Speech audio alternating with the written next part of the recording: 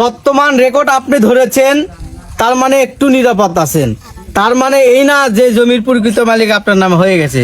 যদি বর্তমান রেকর্ডের সাথে পূর্ববর্তী রেকর্ডের না মিল থাকে, যে ধারাবাহিক চেইন না মিল থাকে, তাহলে ওই জমি কিন্তু আপনার টিকবে না বা আপনি কিন্তু পাবেন না। কিরকম বিষয়টা পুরোপূর্ণভাবে আলোচনা করে বুঝতে পারবেন।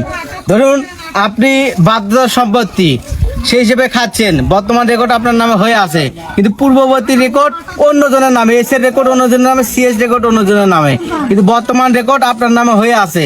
কি ভিত্তিতে হয়েছে বা কি প্রেক্ষিতে হয়েছে এটা আপনি নিজেও জানেন না, শুধু রেকর্ড হয়ে আছে, এই প্রেক্ষিতে জমি খাচ্ছেন, কিন্তু পূর্বের মালিকানাধীন জমিতে আসে না বা খোঁজ খবর লাইনি, আপনার দখলও মানে ছুট হয়ে যায়নি।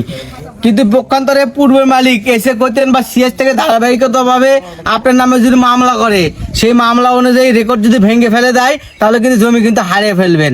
তাই বারবার বলি, রেকর্ড করলেই কখনো জমি মালিক বা হওয়া যায় না, রেকর্ডের সত্যতা থাকতে হবে।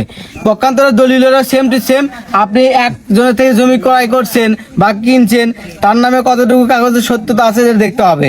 ওনার নামে বর্তমান রেকর্ডের কি সত্যতা, খারিজ খাতার কি সত্যতা এবং এস এর রেকর্ডের কি সত্যতা আছে, ধারাবাহিক কি মিল আছে, উনি জমিটা যে বিক্রি করলো আপনাকে, তার কতটুকু গ্রহণযোগ্যতা, ধারাবাহিক কাগজের চেইন কতটুকু মিল আছে, এটার উপর ডিপেন্ড করবে।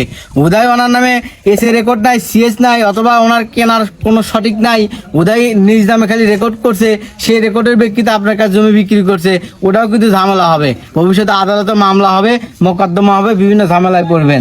তাই বলি বারবার যে কাগজের সত্যতা থাকতে হবে, শুধু রেকর্ড মূলে জমির মালিক না বা দলিল করলেও জমির প্রকৃত মালিক না, কাগজপাতির সত্যতা এবং ধারাবাহিক মিল থাকতে হবে। আশা করি বুঝতে পারছেন। আমরা বাংলাদেশের সব জেলাতে যাই, জায়গা জমি ডিজিটালে পরিমাপ করি। আজকে আমরা বিভিন্ন একটা চর পরিমাপ করতেছি, দেখতে পাচ্ছেন। এখন আমাদের সাথে কন্ট্যাক্ট করতে পারবেন একটা নাম্বারে 01958342960। এই নাম্বারে রাত 10টার পরে ফোন দিবেন। দিনের বেলায় বিভিন্ন কাজে ব্যস্ত থাকি, ফোন রিসিভ করি না। রাত 10টার পরে ফোন দিয়ে কথা বলে আপনার টাকা নিয়ে যেতে পারবেন এবং কাগজপত্র বিষয়ে পরামর্শ নিতে পারবেন। এর জন্য পরামর্শ ফি আছে, এটা আপনাকে বিকাশে পেমেন্ট করে রাতে কথা বলে কাগজপত্র দেখে পরামর্শ নিতে পারবেন।